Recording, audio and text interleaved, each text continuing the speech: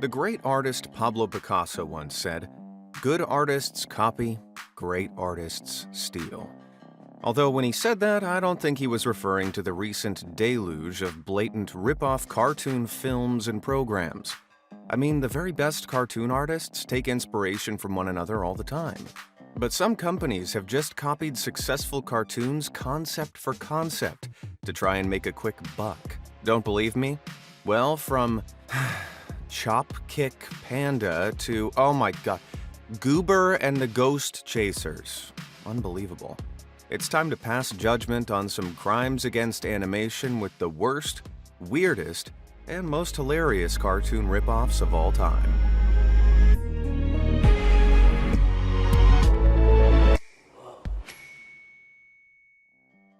Be warned.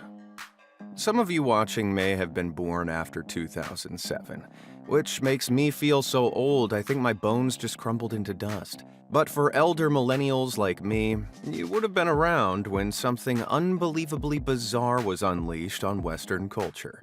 I'm talking about when legendary comedian Jerry Seinfeld, creator of Seinfeld, one of the most successful American sitcoms of all time, decided to write a kids' movie, The Bee Movie. To summarize the plot, a bee decides to sue humanity for stealing honey. Crazy idea, right? But that's not even the weirdest part, as a woman literally falls in love with a bee. The movie ends with a woman and a bee as a couple, co-running a flower shop. They showed that to children. Yeah, late 2000s was a weird time to experience.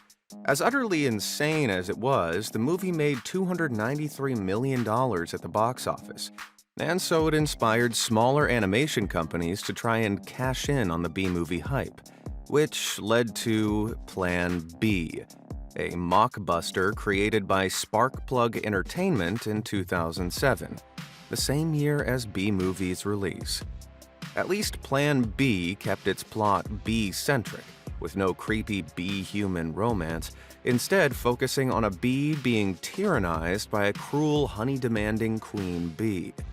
But while the Bee Movie was bright and colorful, Plan B has some nightmare fuel animation. The cheap budget could be seen in every single frame, but could they at least have avoided giving the characters demonic red eyes? Plan B has an impressive reputation of being one of the worst films ever made, and is indexed by the Awful Movie Wiki for this. And the reviews do not hold back. This person summed up all the problems with Plan B with, "The acting is so bad, and the animation is so bad, and everything is so bad, and oh my god." This person compared the animation to the sleep paralysis demons they see at the end of their bed at night, whilst this person felt the need to literally wash their eyes with acid after watching. This review was a lot nicer, as their only complaint about the movie was all the bees in it.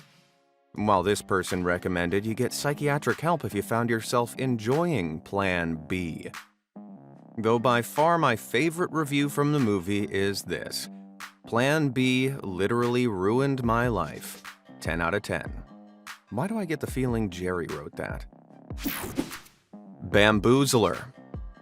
Jack Black is a comedy legend and voice acting sensation behind Po, the kick-ass Kung Fu Panda. Alongside Hollywood legends like Jackie Chan, Angelina Jolie, Lucy Liu, and Seth Rogen, this film was destined for greatness. The now popular franchise released its first film back in 2008, and since then, it's grossed over $1.8 billion across 3 movies, with a 4th Kung Fu Panda in the works. With such a hot panda property, it's hardly a surprise that cheap ripoffs appeared faster than a karate chop. First was the Little Panda Fighter in November 2008, less than 6 months after Kung Fu Panda, released as a direct-to-DVD movie. Though at least the creators came up with an original plot, which follows a giant panda named Pankata, who dreams of becoming a professional dancer. Though whatever budget was afforded to the scriptwriters came at a cost of decent animation, with the creepy 3D imagery looking like the animators of Kung Fu Panda were forced to make this movie in a hostage situation. But bad as it was, even this remake isn't as offensive as the even dumber ripoff Chop Kick Panda, a 2D animated film which plagiarizes the plot of Kung Fu Panda entirely, as it follows a lazy panda who dreams of becoming a master of martial arts. What's weirder is this movie was actually released by a yoga company. Yeah, in 2011, Gaia Inc. took a break from releasing videos on yoga and meditation tutorials for a quick cash grab by releasing 3 embarrassingly bad animated movie ripoffs. The other offenders include ripping off DreamWorks' Puss in Boots with its release of Puss in Boots: A Furry Tale, as well as copying Happy Feet, the animated musical about a dancing penguin, with the even more annoying name Tappy Toes. This 2D animation follows a penguin who discovers the power of tap dancing and uses it to fight off an evil hermit crab. As you might have expected, this movie was a direct-to-DVD flop. Ultimately, Gaia Inc. struggled to stretch interest for its movies. Should have just stuck with the yoga poses. Losing my religion.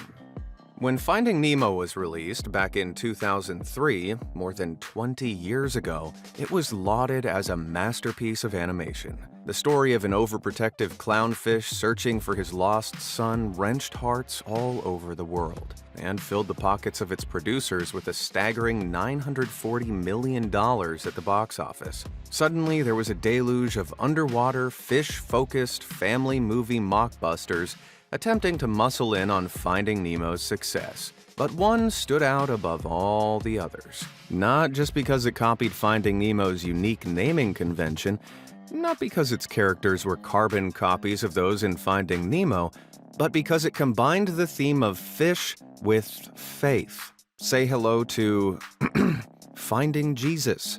Finding Jesus. It may sound like I'm making this up, but I promise this is 100% real. Finding Jesus, released in the year of our Lord 2020, follows the story of 2 never-not-smiling fishy friends, Muggles and Joy, and their 3D animated adventures of telling Bible stories to a series of eternally smiling underwater creatures. The scenes are all eerily similar, cutting from one fish to another fish, all sporting the same exact expression, talking dully about biblical stories in a way that just feels wretched. With an impressively bad score of 1.1 out of 10 on IMDb, you'd think this couldn't get any worse. But it does, because director Jason Wright clearly didn't think he'd hit rock bottom with one horrifically bad mockbuster. He made another. Can you guess what it's called? It's Finding Jesus 2. It's the same freakish fish with more biblical stories, which was given a marginally better 1.2 out of 10 on IMDb. What I find really funny is that Jesus famously walked on water, so surely the last place you'd find him is at the bottom of the ocean. Chip off the old block. Animation is typically associated with children's movies, but if there's one show that puts the hard R rating in animated programming, it's South Park. Looking at a world map, you'd struggle to find a country where at least one episode of South Park isn't banned.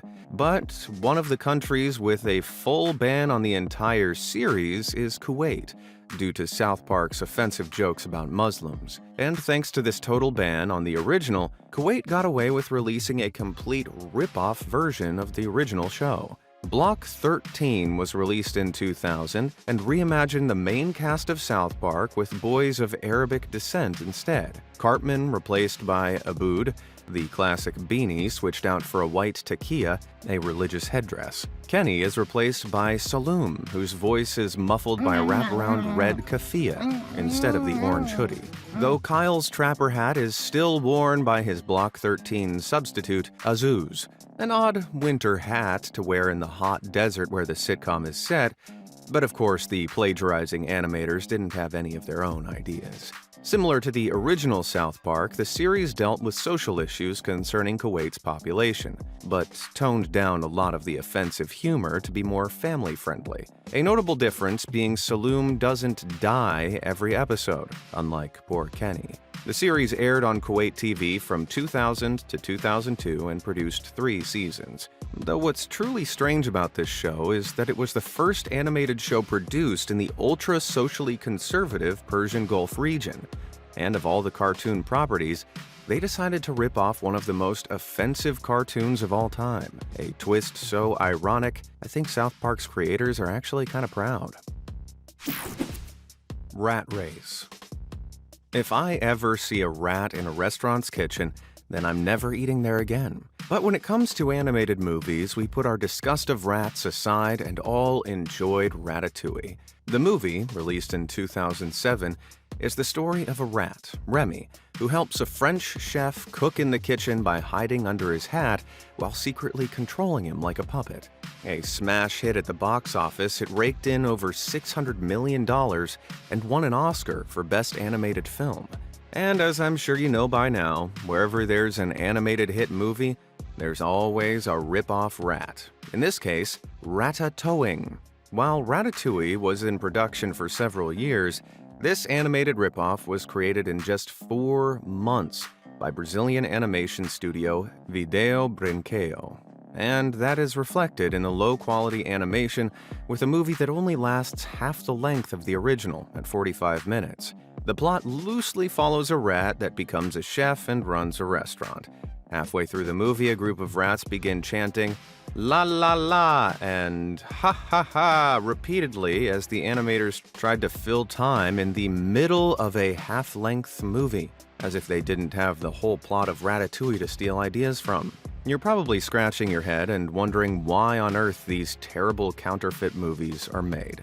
Well, the business model behind these low-budget ripoffs is that they're quickly put together to be released in the same month as Ratatouille and ride on its coattails. Most of the profits coming from confused grandmas accidentally buying the wrong DVD for their grandkids. And if that wasn't hard enough on the elderly, the same studio also ripped off Up, the heartfelt movie where an old man attaches thousands of balloons to his house to fly away on an adventure. But in the cheap knockoff, What's Up? Balloon to the Rescue, they don't even bother to animate multiple balloons, instead replacing it with one giant balloon. Now, you may think you're smarter than to end up watching one of these knockoff films, but the way these mockbusters often trick people into buying them is by using similar words in the title. For example, in 2012, the 3rd installment of DreamWorks' popular Madagascar series was released called Madagascar 3, Europe's Most Wanted, the follow-up to Madagascar Escape to Africa. And so too came the ripoff Life's a Jungle, Africa's Most Wanted, a film that follows the adventure of a sweater vest-wearing dog that gets lost on safari in the savannah. The use of similar words, character design, and movie posters centered on a gang of animals in Africa may just fool you if you're not paying close attention. If you search for it online, the similar wording could end up with you accidentally buying the wrong movie. So always double-check that title and the production company when renting or buying a movie. If you smell a rat, don't buy it. From Georgia with Love. The Kardashians may want to be America's most famous family, but there's not enough yellow spray tan in the world for them to be as famous as the family in the longest-running animated series of all time, The Simpsons. The light-hearted cartoon satire of American life first aired back in 1989, and after 3 decades is still on the air, now running into its 34th season.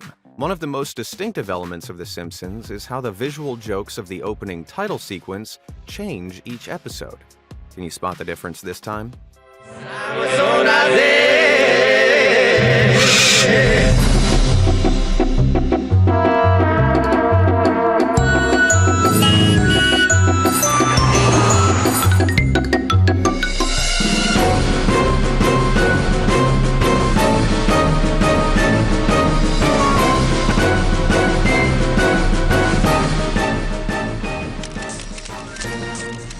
No need to adjust the quality of the video, the graphics really are that bad. Of course, this isn't an opening episode of The Simpsons, but the Samsonadzes. a show that the creator, Shalma Ramashvili, claims is a completely original cartoon about a Georgian family that reflects Georgian humor and culture, except for the title sequence beginning in the clouds with the sound of a choir, the theme music, the characters all having yellow skin, and the opening scene featuring the iconic brown couch. Despite the creator's denial, it's obvious the Samsonadzes is a cheap knockoff of The Simpsons. The most shocking thing of all being that this terrible animation was allowed on television as late as 2009. Man, if you're watching this from Georgia, then you have my deepest condolences. But at least in some regards, the Samsonadzes tried to be original. Sort of. There are amusing differences, such as the green parrot featured prominently in the opening, who's actually the family's pet, called Koki, while the dad of the family, Gela Samsonadze, works in a bank rather than a nuclear power plant, and unlike Homer Simpson, he sports a full head of hair. It's the son, Gia, who's the bald one, unlike spiky-haired Bart. The family completed by the wife, Dodo, who has brown hair and wears heavier makeup than the tall blue-haired Marge, and the daughter, Shorena, who has a ginger bob and is more interested in boys than the book-smart Lisa, though both share the same orange dress and pearl choker. But just looking at the character designs side by side makes you appreciate The Simpsons' art direction even more, as the Samsonadzes all look like half-filled sacks of potatoes. Similar to the original show, the Samsonadzes is supposed to satirize Georgian culture, which is why there's this bizarre scene with a hard cut back to 1992, where everyone's wearing camouflage clothes and holding machine guns, which is supposed to be a reference to the Georgian Civil War that took place from 1991 to 1993. In general, The Samsonadzes is a lot more political than The Simpsons. For example, while The Simpsons has Mr. Burns as its arch-villain, the Samsonadzes villains are various Russian politicians, such as in one episode where Russian Prime Minister Vladimir Putin sends a spy into Georgia, commenting on the tense relationship between Georgia and Russia, for which the show received a lot of criticism. Which is saying something, because that meant people had to genuinely sit through this god-awful animation to pick up on it. Kudos to them.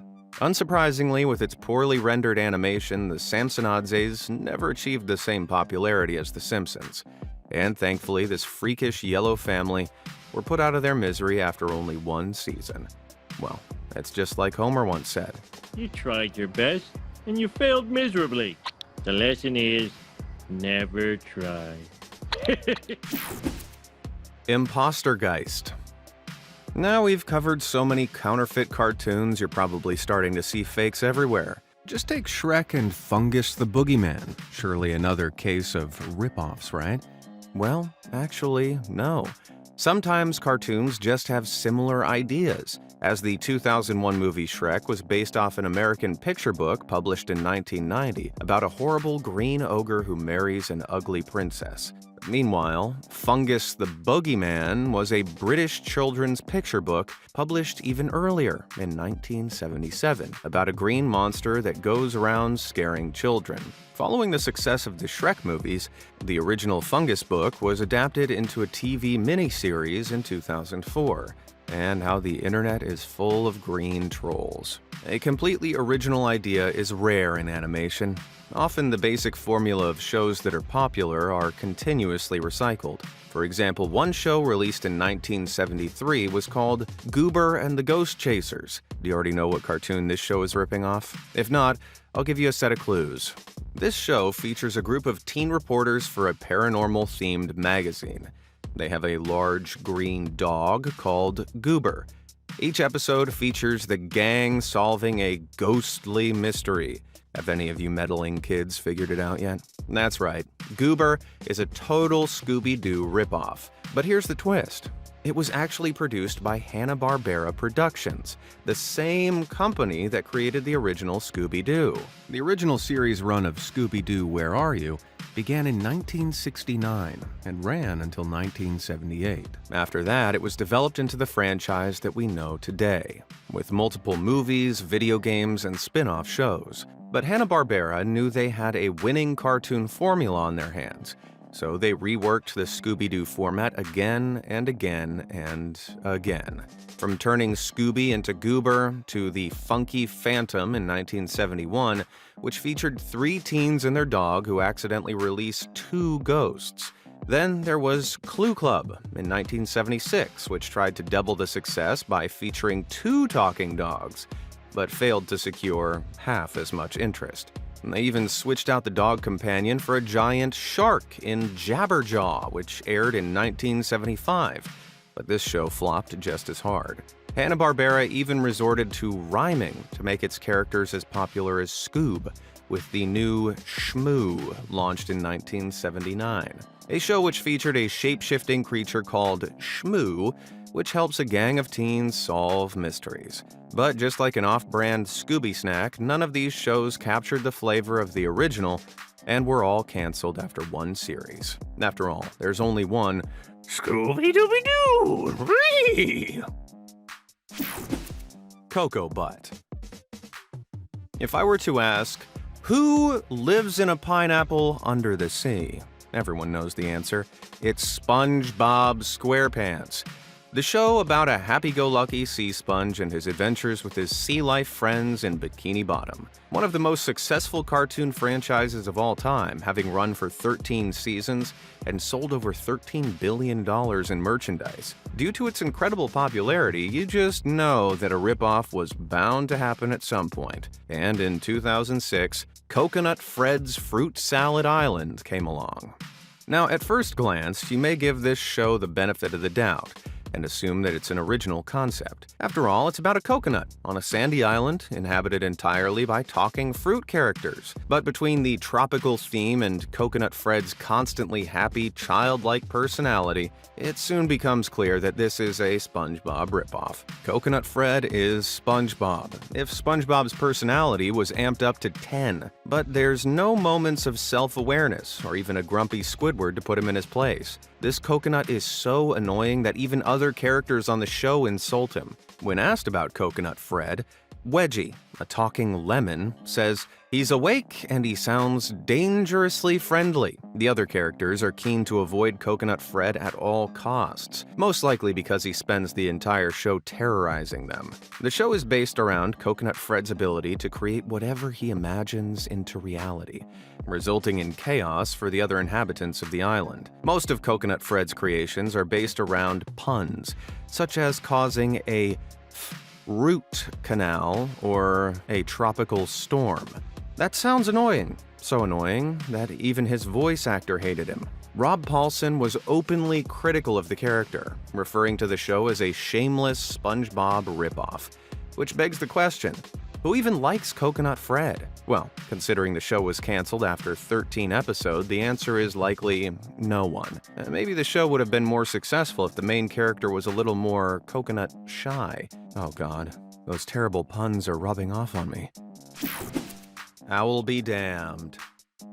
Between The Walking Dead and The Last of Us, television is full of post-apocalyptic shows. But animating a post-apocalyptic society doesn't sound like the best idea for a kid's show. And yet, the imaginative setting of the Land of Ooh became a hit show. Following the adventures of Finn and his half-dog, a noodle buddy Jake, Adventure Time was one of Cartoon Network's hit shows, attracting 3 million viewers an episode. It was also critically acclaimed, winning 8 Primetime Emmy Awards during its 283-episode run from 2010 to 2018. With the series spawning tons of spin-off books, comics, and video games, it's no surprise it also manifested its own ripoff. Yeah, a Chinese animation known as The Legend of Lucky Pie. Both cartoons have similar animation styles, featuring sword-wielding, noodle-armed main characters who love fighting monsters and going on adventures, with Jake the dog and Lucky the horse both possessing body-morphing powers. Though while Jake can turn into any shape he wants, Lucky can only transform from an anthropomorphic upright horse to a classic four-legged horse. Another difference being that Lucky Pie's co-lead is an anthropomorphic owl known as Pie, though his design clearly resembles Finn, with his spiky head copying Finn's trademark hat. Pie also copies Finn's personality, being fiery when battling monsters but shy around girls, though that may just be the universal rule of 12-year-old boys. Both shows also feature a zany cast of supporting characters based off of folklore and food, an obvious parallel between the two shows being Princess Bubblegum from Adventure Time and Strawberry Warrior from Lucky Pie. Lucky Pie even references Adventure Time's setting in it. While Adventure Time takes place in the land of Ooh, Lucky Pie is set in the world of Mushroom Star, a reference to the nuclear mushroom wars in Adventure Time that created the land of Ooh's post-apocalyptic society. Both shows feature themes of brotherly love, friendship, and courage to stand up for your beliefs. But while Adventure Time has a whole studio of animators crafting it, The Legend of Lucky Pie is a labor of love created by a group of independent Chinese animators. Tired of tacky mainstream Chinese cartoons, they developed the show without studio backing and secured much of their funding through fans on Patreon. And this tighter budget is reflected in the looser art style of the series. Whereas Adventure Time is known for its thin, polished, smooth lines, Lucky Pie's lines are thicker, wobblier, and have a hand-drawn quality to them. The show's appearance has more toned-down, earthly colors than Adventure Time's famous pastel rainbow aesthetic. And while this made it a kind of appealing homemade homage to Adventure Time, Lucky Pie only ran from 2015 to 2018, with 5 episodes produced in total. So these Chinese animators took Adventure Time and made their own version. In this case, it seems less of a blatant ripoff and more that imitation is the highest form of flattery. Celebrity lookalike. Take 4 random words that have no relation to one another. Mutant, teenage, turtle, ninja. They may sound like random hashtags of a TikToker trying to go viral, but mash them together and you have a hit show. The Teenage Mutant Ninja Turtles. Without any context, it sounds incredibly dumb, but creators Kevin Eastman and Peter Laird made their wacky title work. The idea came about when the two comic artists were hanging out, and Kevin drew a turtle wearing a mask and holding a nunchaku. They found the contrast between the famously slow-moving reptile and the speed and agility of a ninja a funny mix. They developed the idea and created a 4-turtle team, each specializing in their own weapon. And so, Leonardo, Raphael, Donatello, and Michelangelo, named after the pair's favorite artists, were born. Starting as an indie comic book line in 1984 by Mirage Studios, 3 years later, the ingeniously innovative idea was adapted into a hugely popular cartoon. Set in New York City, the series follows the adventures of the Teenage Mutant Ninja Turtles as they battle criminals, and reworked the original grittier comic book into a lighthearted, joke-filled cartoon show. By 1990, the series was shown daily on more than 125 television stations. Following the success of the cartoon, the Teenage Mutant Ninja Turtles was licensed to Playmates Toys, which produced a range of toys including 400 figures and playsets. And these toys were snapped up by kids with $1.1 billion worth of sales between 1988 and 1992. So, with this incredible success, it's no surprise that others tried to replicate the hit formula. All you need is a sci-fi adjective, a martial art, and an anthropomorphic animal. How hard could it be? Well, in 1990, the first ripoff show appeared: Samurai Pizza Cats. Ironically, this show was produced in Japan. The culture which had inspired the Ninja Turtles was now creating a similar franchise of their own. This time, switching out mutant ninja turtles for semi-cyborg samurai cats. And that wasn't the only idea they copied. The Ninja Turtles famously have a love of pizza, but the samurai cats took it a step further, as the show's characters worked at a pizzeria. To its credit, this cartoon didn't try to hide where its influences came from. In the very first episode, there's a mention of a retirement home for aging Ninja Turtles. An aged Mr. Turtleman even appears in the show's opening theme with a line saying, "They've got more fur than a turtle ever had." A fairly accurate, yet super lame put-down of the rival show. And if it wasn't obvious enough already, Mr. Turtleman even repeats the famous catchphrase of the Ninja Turtles, "Cowabunga." The cartoon leaned into its parodic nature, with plenty of self-referential jokes making fun of itself and the TMNT show, and even mocked other aspects of pop culture, with a character called Batcat, a reference to Batman. It was a cult hit among anime fans in Japan, and an English adaptation was even licensed for a release in North America. This series took its inspiration and made it its own. But it did help to open the gate to many other copycat shows. Case in point, Street Sharks, which sounds more like sharks flopping around on the street, not agile crime fighters. But this show solved that by leaning into the teenage mutant element to create its own show. While our favorite shelled ninjas transformed following exposure to radioactive ooze, the Street Sharks are the result of a gene slammer device, in which 4 teenage boys are transformed into reverse mermaids. Shark heads on top of human bodies. Instead of pursuing a life under the sea, the newly created shark hybrids fight crime, much like the Ninja Turtles. From 1994 to 1997, 3 series followed the adventures of Ripster, Jab, Streaks, and Big Slamu. The show copied the Turtles' love of extreme sports, with the shark heroes using skateboards, rollerblades, and motorbikes to travel around the city. But for all it copied, the Sharks never achieved the same success as the Turtles, though the show did launch its own toy line, combining toy sharks with some of the worst fashion trends of the 90s.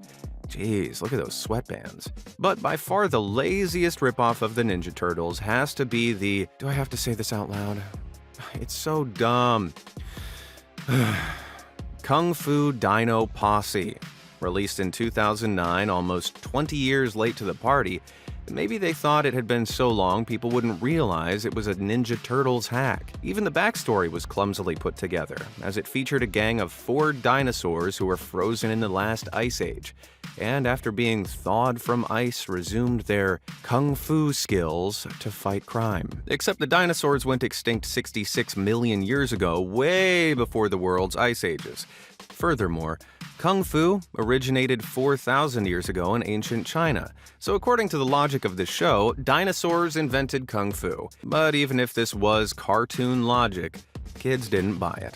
So just like the real dinosaurs, the show went extinct after only 1 season. But these are only a small selection of the Teenage Mutant Ninja Turtles ripoffs, with other crime-fighting mutant animals ranging from cows in Wild West cowboys of Moo Mesa to dogs in Road Rovers, and even mice in the Biker Mice from Mars. Have you seen any of these shows? Let me know down in the comments. Or if you're a loyal fan of the original Teenage Mutant Ninja Turtles, then show your support by hitting that like button. Scapegoat. What's your goat to drink? Do you prefer Goatorade? Or maybe goat milkshake? Has my subliminal messaging tempted you to try goat's milk? Probably not, as goat milk hardly sounds appetizing, making it a hard sell.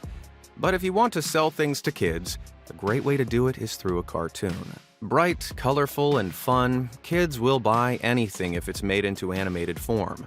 And so, a Chinese food company, Sanyuan Food, decided to promote their brand of goat milk, Miracle Star, through a cartoon. The weird, wonderful, and delightful star. Though creating an original cartoon is hard, so this company took a shortcut and completely ripped off the amazing world of Gumball. The Cartoon Network show, which first aired in 2011 to 2019, revolves around the anthropomorphic cat Gumball and his adventures with his adopted brother Darwin, a goldfish with legs. Now, that's a sentence I never thought I'd say. But the rest of Gumball's family is just as random, as it involves his bunny sister Anais and his stay-at-home rabbit dad. Meanwhile, the delightful Star series follows the anthropomorphic goat named Kiki, who has a talking pet frog referred to as Quack, who lives with him in his family's apartment. Both of Kiki's parents are goats, but there's no little sister figure, an eerie reference to China's one-child policy. But while Miracle Star may have species-swapped the animals, the art style and direction itself is a near shot-for-shot exact copy of Gumball. And just take a look at these side-by-side scenes. The set design is identical, with the characters performing the same actions. The creators of Miracle Star didn't even bother to write their own storylines, rather just copied and pasted scripts from Gumball. The Miracle Star series aired from 2014 to 2017 with a total of 12 episodes broadcast before being canceled due to negative reviews. Unsurprisingly, Miracle Star didn't capture the same charm of the original Gumball. And with Righteous Catitude, the original Amazing World of Gumball actually addressed the controversial ripoff in the most entertaining way possible. They released an episode called The Copycats, where Gumball and Darwin are confused when they meet a goat called Chi-Chi and a frog named Ribbit, a pair of siblings that copy everything the pair say and do. Then they discover that this copycat family is making money online from imitating them, so at least Gumball got the last laugh. Which of these terrible rip-off shows did you think was the worst? And on the flip side, are there any counterfeit shows you thought might be better than the original? Let me know in the comments, and thanks for watching.